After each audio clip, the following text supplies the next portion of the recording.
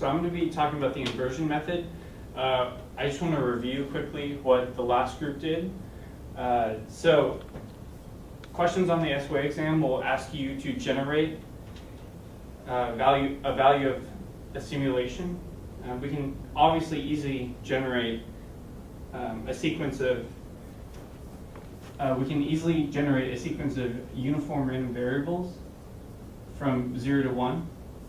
But the question, the SOA question will probably ask you for some random variable in another distribution, call it x. So the pseudo random number generator will give you values u1, u2, and u3, and so on.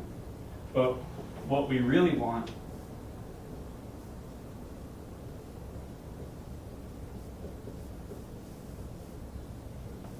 are values x1, x2, and x3. And that's of some other distribution. So we want the x distribution. So how we go about doing that is we let xi be the ui times 100th percentile.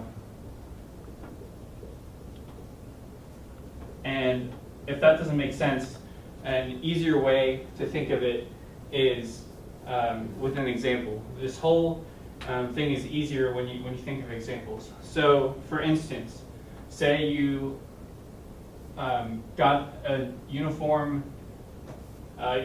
Say your u1 is equal to 0.5. What we need the value of the 50th percentile of this x distribution. So mathematically, that looks like this.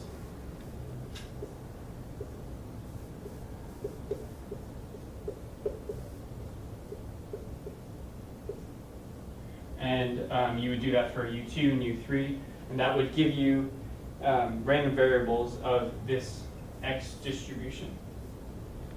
So that's a basic way to explain the inversion method. Okay, so now I'm just going to cover an SOA problem covering the inversion method.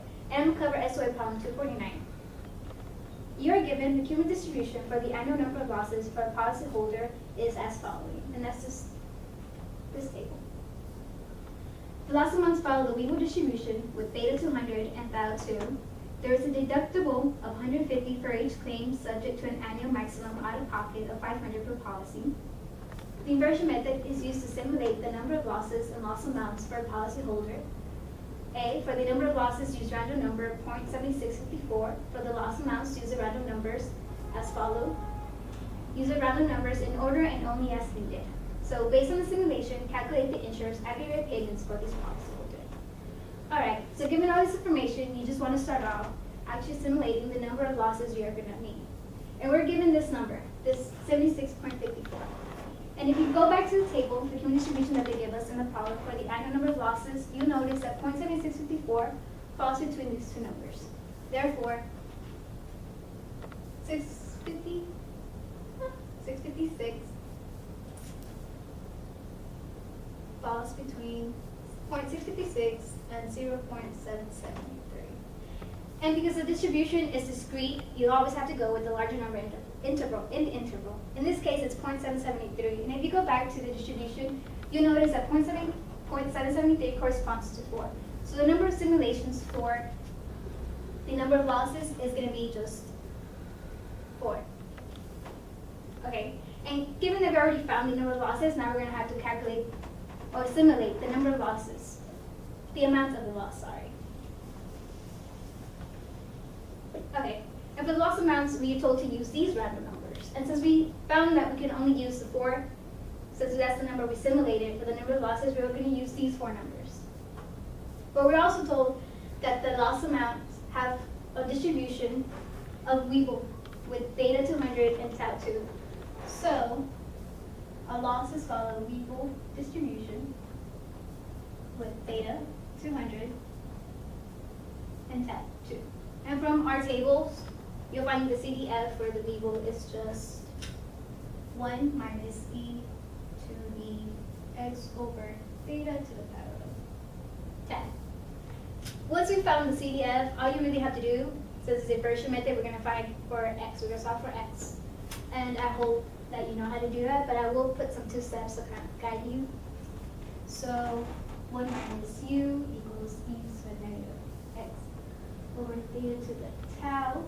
And from here, we're going to take the natural log of both sides. So natural log of 1 minus u equals x with theta to the tau. And we'll just get that our x is equal to theta times the negative natural log of 1 minus u to the 1 over theta.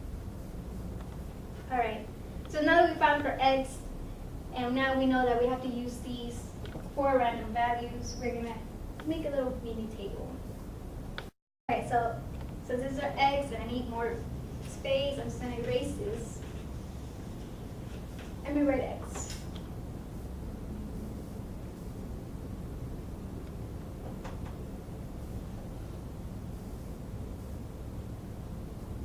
Okay, and our first random value given is 427, 38, second value, and a third value.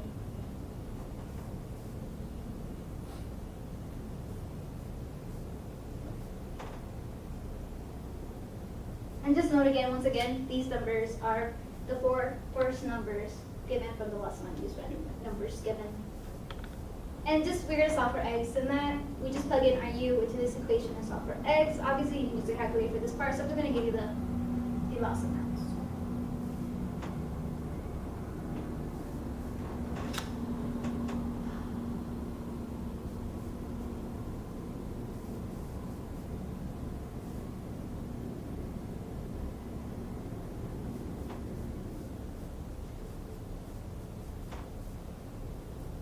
And now that we found the loss amounts, we're not quite done yet.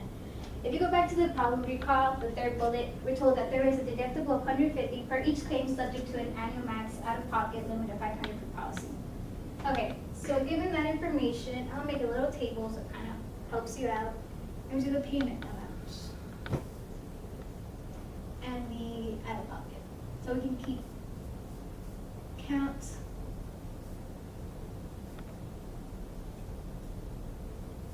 Okay. If we have a deductible of $150, if our loss amount is this, obviously we don't have a payment since the insurer is going to pay the loss.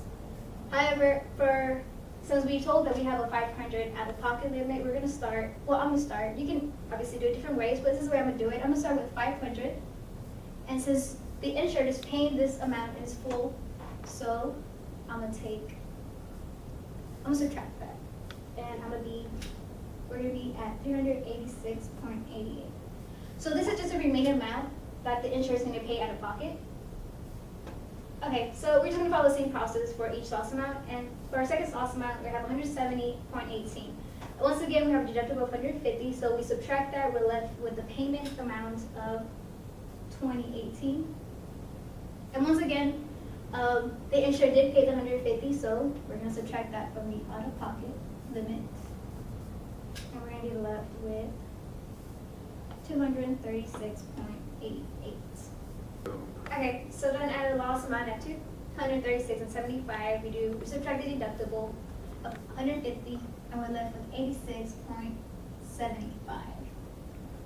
And we're also going to subtract it from our out-of-pocket, and we're left with 86.88. All right, at this point we do have another loss amount, but we don't have enough to do a 150 deductible. Therefore, we can only do the deductible amount of 86.88, and we're going to subtract it from the 204.39, and we're left with 117.51. At this point, our problem is asking to calculate the insurance aggregate payments for this policyholder. Therefore, all we have to do now is just add all of these up, and we're going to be left, and this is going to add up to 224.44. And if you go back to the problem, it's just multiple choice, same. All right, I'm going to talk about the number of sample size, or the number of simulations needed.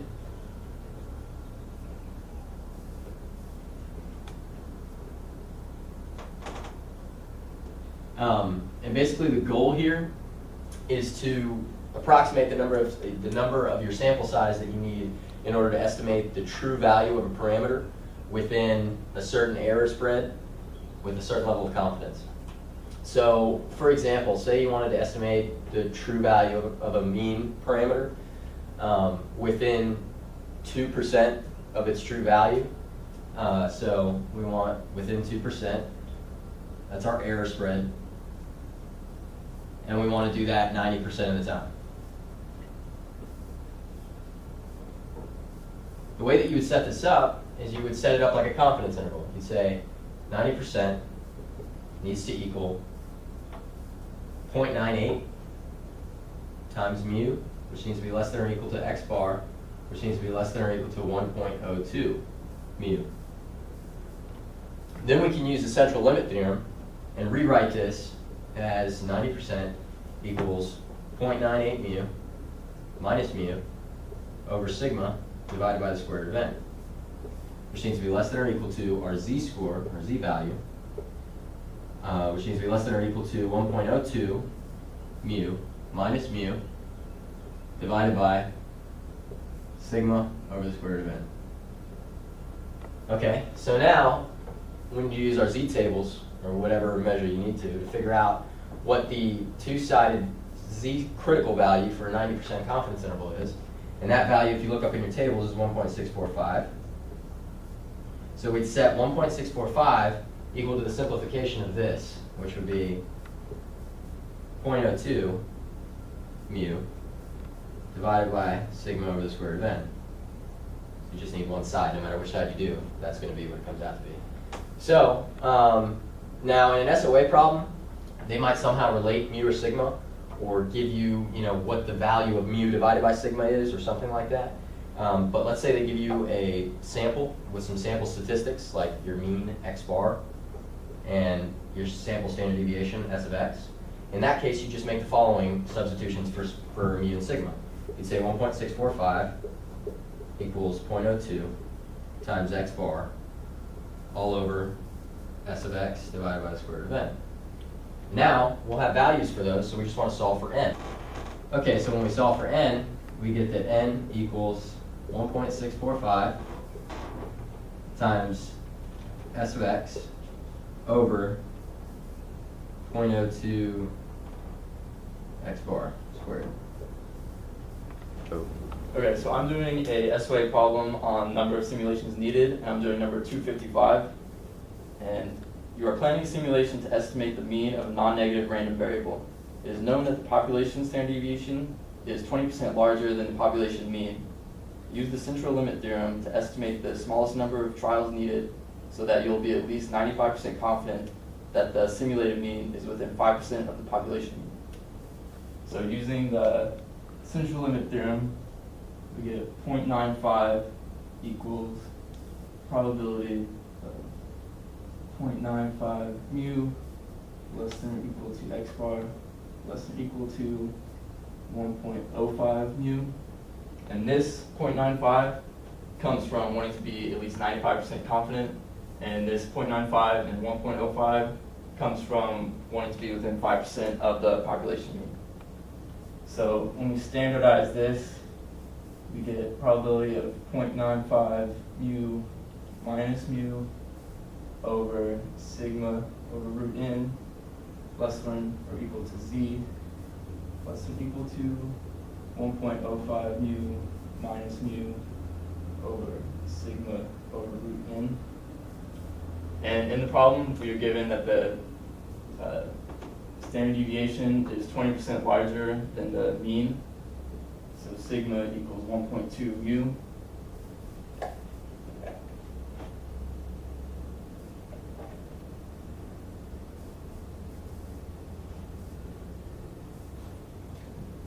And then we can rearrange this to get probability of negative 0.05 square root of n over 1.2 less than or equal to z less than or equal to 0.05 root n over 1.2. And now we use the normal tables to find the z-score, and it's two-sided, so we get the z-score is 1.96, and set that equal to 0.05 root n over 1.2, and we just get that n equals 2,212.76.